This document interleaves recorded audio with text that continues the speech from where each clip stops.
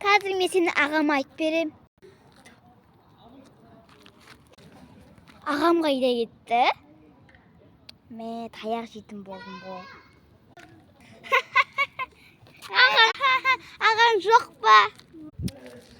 Ағам бар, бірақ просто таба алмай жатырмын. Енді не істейін? Енді не істейін ағаң болмаса?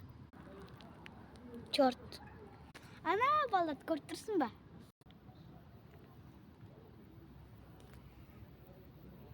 Я, көріп тұрмын.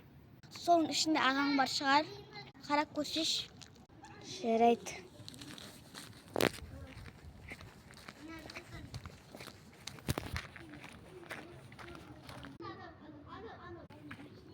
Жоқ екен. Жоқ ағам. Онда мені күшті таяқ жейсің. Не үшін таяқ жеймін мен сенен? Мен алма жеп болам, құтырма.